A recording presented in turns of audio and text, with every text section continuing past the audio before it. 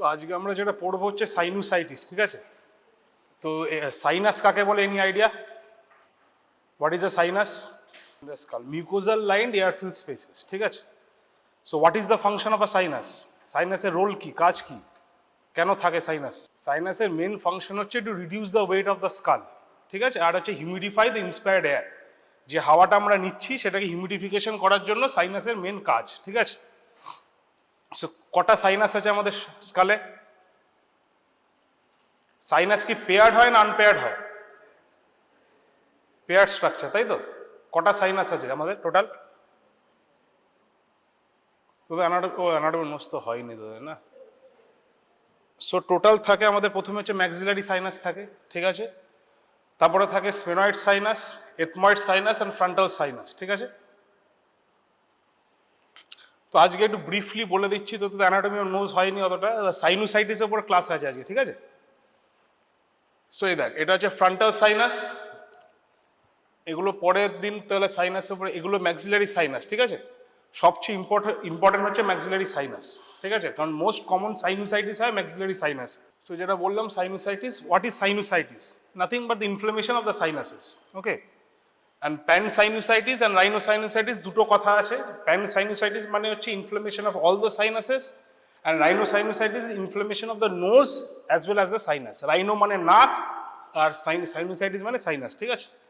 So classification দেখ কি হয়। তো on the basis of location একটা হবে। লোকেশন মানে যেরকম চারটে সাইনাসের ওপরে, frontal, ethmoid, maxillary and sphenoid.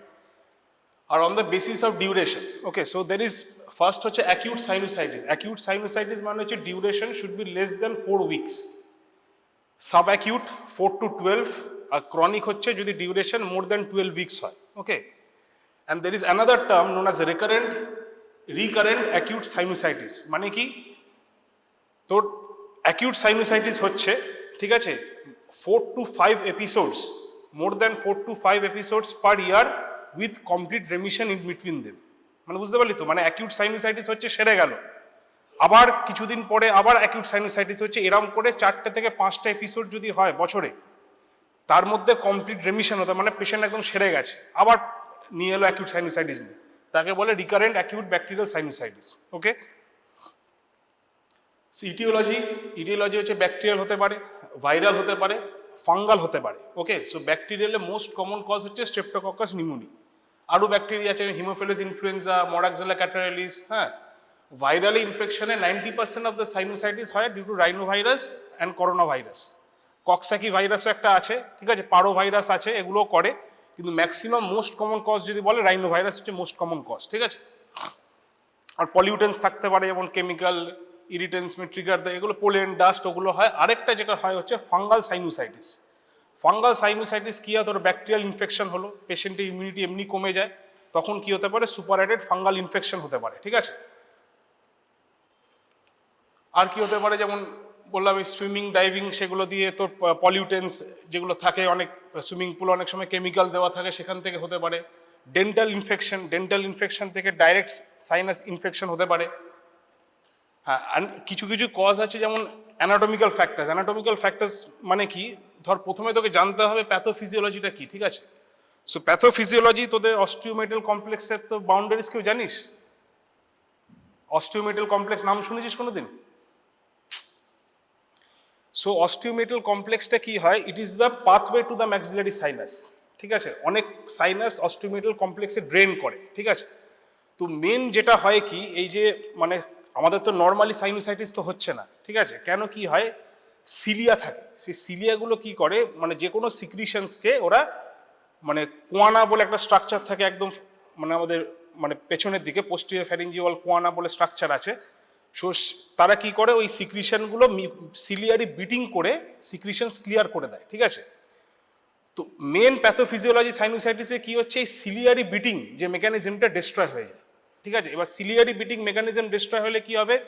তো সিক্রিশন স্ট্যাসিস হচ্ছে, স্ট্যাসিস অফ সিক্রিশন হলে ওখানে ইনফেকশন হবে, ইনফেকশন হলে কি হয়? অস্টিওমেটাল কমপ্লেক্স যেটা আছে সেটা ব্লকেজ হয়। And if there is a blockage of osteomeatal complex, তখন কি হয়?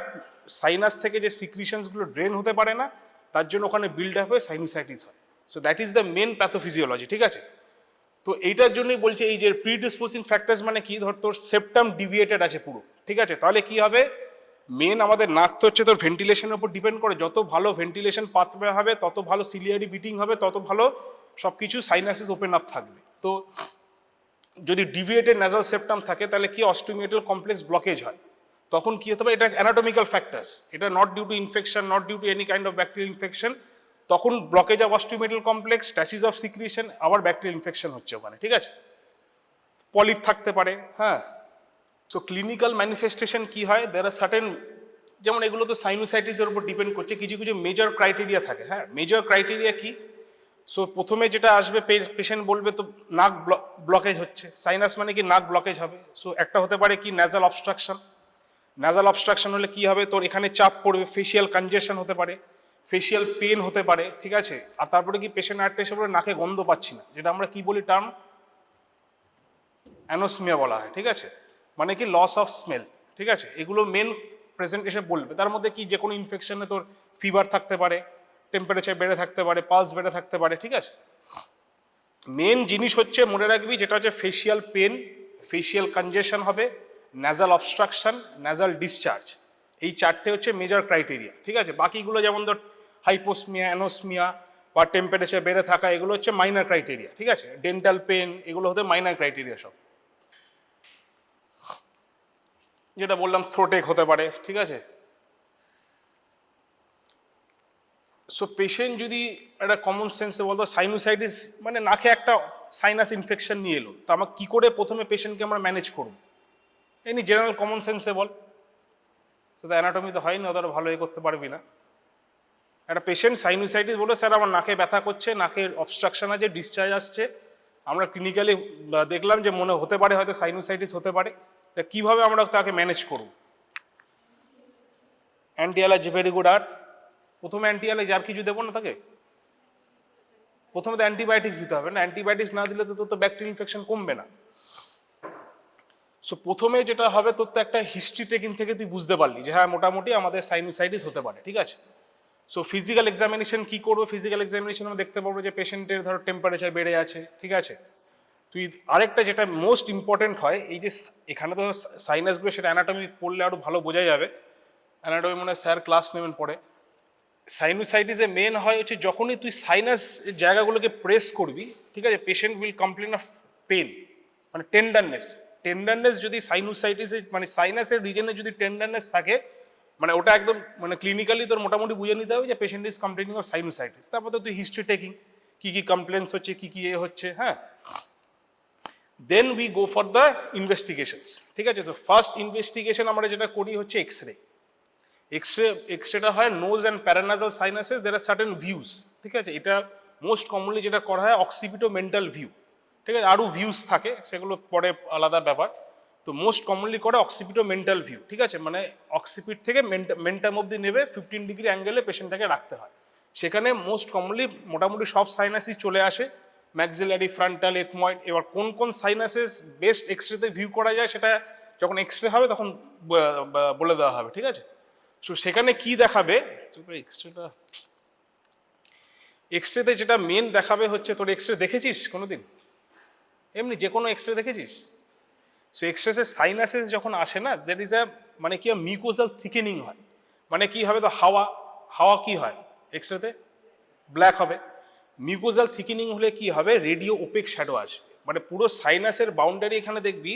আর আমরা কি করে বুঝবো রেডিও ওপেক, কারোর সাথে কম্পেয়ার করতে হবে, তো আমরা কম্পেয়ার করি জেনারেলি অরবাইটাল শ্যাডোর সাথে, অরবাইটাল শ্যাডো আর সাইনাসের শ্যাডো আমরা দেখি, ঠিক আছে। যদি দেখা যায় সাইনাসের শ্যাডো রেডিও ওপেক হয়ে আছে কম্পেয়ার টু দি অরবিট, তাহলে আমরা মোটামুটি বোঝা যায় যে না এটা patient is suffering from sinusitis.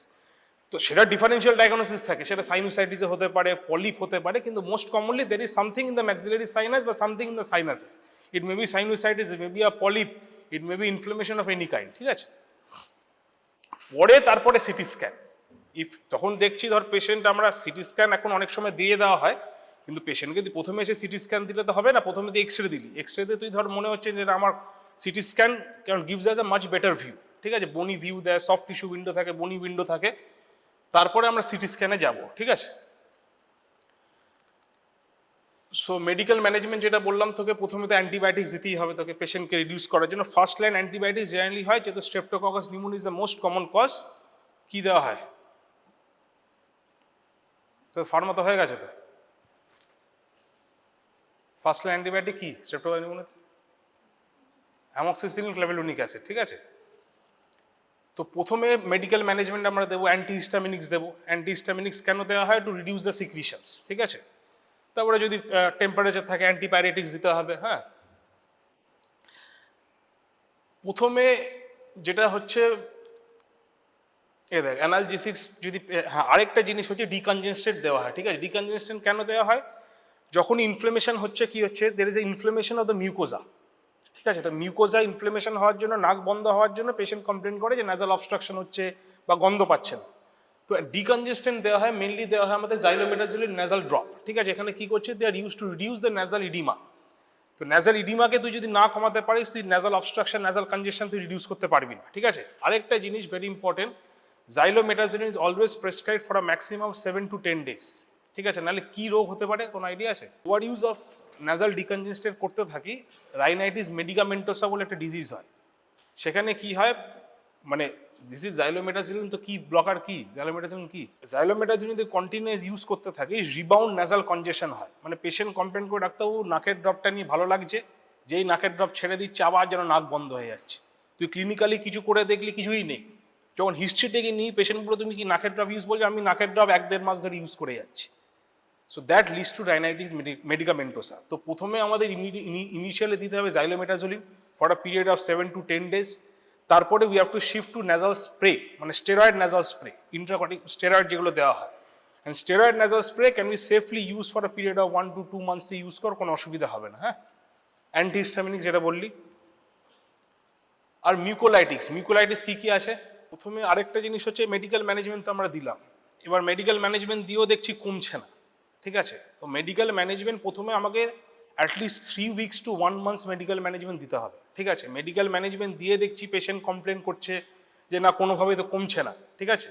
আবার সিটি স্ক্যান আমরা দেখলাম যে অস্টিওমেটার কমপ্লেক্স পুরো ব্লকড হয়ে আছে, ওপেন নেই, then we go for the surgical management. First initial always medical management for a period of 3 weeks। 3 weeks পরে মেডিকেল অ্যান্টিবায়োটিক্স দিলাম, অ্যান্টিবায়োটিক্স যদি না কমে আবার কালচার করে দেখলাম যে কোন অ্যান্টিবায়োটিক্সে সেন্সিটিভ হতে পারে। যদি নাও কমে, দেখা যাচ্ছে 3 সপ্তাহ 1 মাস হয়ে গেল যে কমছে না, তখন we have to go for surgical management, ঠিক আছে। এখন মোস্ট কমনলি করা হয় ফাংশনাল এন্ডোস্কোপিক সাইনাস সার্জারি, ঠিক আছে, where we preserve the normal mucosa. Functional কেন বলা হচ্ছে? Because we are preserving the normal mucosa. Inflamed নিউকোজাকে আমরা রিলিজ করছি, বা অস্টিওমেটাল কমপ্লেক্সটাকে আমরা নর্মাল ড্রেনেজ পাথওয়েটাকে আমাদের মেনটেন করতে হবে, সেটার জন্য বলা হয় ফাংশনাল। তো we open up the osteomeatal complex, remove the inflamed mucosa, যাতে আমাদের ড্রেনেজ বা সিক্রিশনটা ঠিক করে মেনটেন থাকে, ঠিক আছে। এন্ডোস্কোপি করা হয়, অ্যান্ড সাইনাস সার্জারি। এই ক্যালভেন লুক অপারেশন, ন্যাজাল অ্যান্টোস্টমি, এগুলো পুরনো, মানে আগেকার দিনে ছিল, এখন আর করা হয় না। হ্যাঁ, so what are the complication, কি কি হতে পারে এখানে, মানে ভাব একটু এদিকে চোখে, বা কি হতে পারে কমপ্লিকেশন। একটা হতে পারে প্যানসাইনোসাইটিস, মানে inflammation of all the sinuses, ওকে। যে সবচেয়ে যেটা important complication and very severe complication sinusitis হয় হচ্ছে এই পেরি অরবাইটাল অরবাইটাল সেলুলাইটিস। কারণ এখান থেকে ইজিলি, মানে যেটা roof of the maxillary sinus আর ফ্লোর অফ দ্য অরবিট একই হয়, ঠিক আছে। তখন থেকে কি হতে পারে, it can easily spread to the orbit, ঠিক আছে। এবার orbital cellulitis a very serious emergency.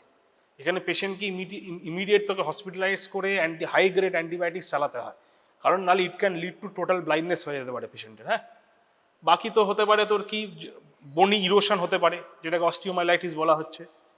Middle year infection, অনেক সময় এখান থেকে আমাদের ইউস্টেশন টিউব থাকে, তো ওখান থেকে ইনফেকশন স্প্রেড করে আমাদের ডাইরেক্ট মিডল ইয়ারে যেতে পারে, ঠিক আছে। মিউকোসিল পায়োসিল খুব রেয়ার কমপ্লিকেশন, যেখানে মোস্ট কমনলি মিউকোসিল হয় হচ্ছে ফ্রন্টাল মিউকোসিল হয়, ঠিক আছে। আর এই যে অ্যাগ্রেভেশন অফ অ্যাজমা বলছে কেন, এই তোকে দেখালাম যে ইটিওলজিতে একটা ভেরি ইম্পর্টেন্ট ইটিওলজি হচ্ছে কি, মানে অ্যালার্জি একটা বড় কজ, ঠিক আছে। রেকারেন্ট যদি অ্যালার্জি হতে থাকে পেশেন্টের, তখন কি হয়, সাইনাসের যে মিউকোজা ইডিমা হয়ে যায়, ঠিক আছে। তার জন্য আবার কি ব্লকেজ অফ অস্টিওমেটাল কমপ্লেক্স। তো এই অ্যাজমা, ঠিক আছে, অ্যাজমাও তো তোর আশা করি জানিস যে অ্যালার্জির একটা বড় ফ্যাক্টর থাকে, ঠিক আছে। তো সবসময় পেশেন্টের যখন সাইনোসাইটিস হয়, তোকে হিস্ট্রি নিতে হবে যে ওর অ্যাজমার হিস্ট্রিটা আছে কিনা। ঠিক আছে, সেই অ্যাকর্ডিং ট্রিট করতে হয়। আরেকটা কথা, দুটো এমব্রিওলজিক্যাল কন্ডিশন থাকে যেখানে হতে পারে সাইনোসাইটিস, একটা কাটেঙ্গা সিনড্রোম, ঠিক আছে, একটা হচ্ছে ইয়ং সিনড্রোম। এই দুটো সিনড্রোম এমব্রিওলজিক্যালি যেখানে পেশেন্ট উইল, মানে খুব অল্প বয়স থেকে patient will present with sinusitis, ঠিক আছে।